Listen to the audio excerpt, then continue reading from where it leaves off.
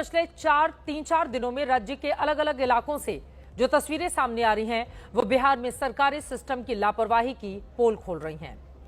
3 दिन पहले पटना के मसौढ़ी में कुत्ते का आवास प्रमाण पत्र बनाने का मामला सामने आया था। इसके बाद परसों मोतिहारी में सोनालिका ट्रैक्टर के नाम से निवास प्रमाण पत्र के लिए आवेदन देने की खबर सामने आ गई। और अब नवादा से खबर आई है जहां पर डॉगेश बाबू के नाम से एक कुत्ते का आवासीय प्रमाण पत्र बनाने के लिए ऑनलाइन आवेदन दिया गया है।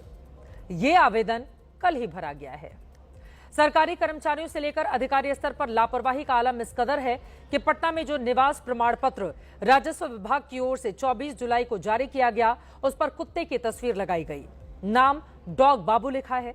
बाकायदा इसे विभाग की ओर से जारी कर दिया गया। आप जरा अंदाजा लगाइए कितनी बड़ी लापरवाही है और बेशर्मी इस बात की है कि रोकने वाला कोई नजर नहीं आता। अब इस मामले में जांच के बाद पाया गया है कि संबंधित विभाग के कर्मचारी ने ही कुत्ते की तस्वीर अपलोड करके आवेदन पत्र भरा था और उसी ने इसे रिसीव भी किया था। आरोपी कर्मचारी को बर्खास्त करने की कार्रवाई चल रही है। वहीं पूर्वी चंपारण के कोटवा में जो फॉर्म भरा गया उस पर भोजपुरी फिल्मों की हीरोइन मोनालिसा की तस्वीर लगी हुई है, जबकि उनके नाम की जगह सोनालिका ट्रैक्टर और पिता का नाम स्वराज ट्रैक्टर भरा गया है। यह फॉर्म 17 जुलाई को ही अपलोड किया गया। उस वक्त बिहार में गणना फॉर्म जमा करने का काम चल रहा था। नवादा में भी डॉगेश बाबू के नाम से कुत्ते की तस्वीर के साथ अभी आवेदन के लेवल पर ही मामला सामने आया है। डीएम ने जांच के आदेश दिए हैं, जिसके बाद केस दर्ज किया गया है। दोनों ही जगह संबंधित आरोपियों की तलाश की जा रही है। जनहित की टीम आज जब यह रिपोर्ट बना रही थी उसी दौरान एक और खबर जहानाबाद से सामने आ गई, जहां पर आय प्रमाण पत्र के लिए जो आवेदन पत्र भरा गया उसमें आवेदक का नाम सैमसंग, और मुझे इस खबर को पढ़ते हुए हंसी आ रही है। पिता का नाम आईफोन, माता का नाम स्मार्टफोन लिखा हुआ था।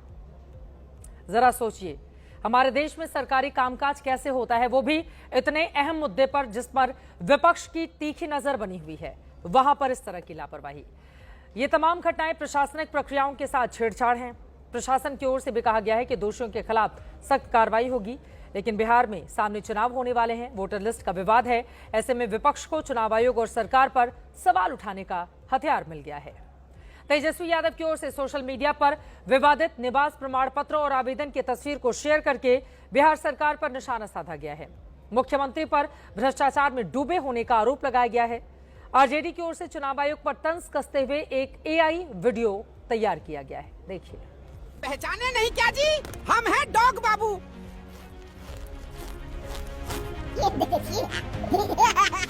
बड़ी हंसी आता है था।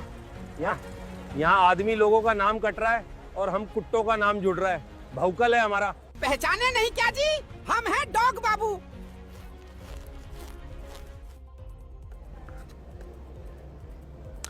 कांग्रेस और टीएमसी की ओर से भी कुत्ते की तस्वीर वाले निवास प्रमाण पत्र को शेयर करते हुए चुनाव आयोग पर निशाना साधा जा रहा है।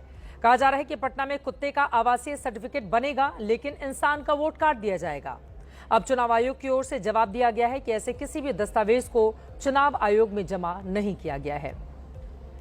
यह साफ है कि इस तरह की करतूत में जो लोग शामिल हैं, चाहे वो फॉर्म भरने वाले हों या प्रमाण पत्र जारी करने वाले, उनकी मंशा सरकार और सिस्टम को अगर बदनाम करने की है या लापरवाही है, जानबूझकर किया गया है। जो भी लोग इस तरह की हरकत कर रहे हैं उनके खिलाफ बेहद सख्त कार्रवाई होनी चाहिए, क्योंकि इस तरह की घटनाएं समूची व्यवस्था को कलंकित करती हैं, सवाल खड़े करती हैं और सरकारी सिस्टम पर भरोसे को भी कम करती हैं।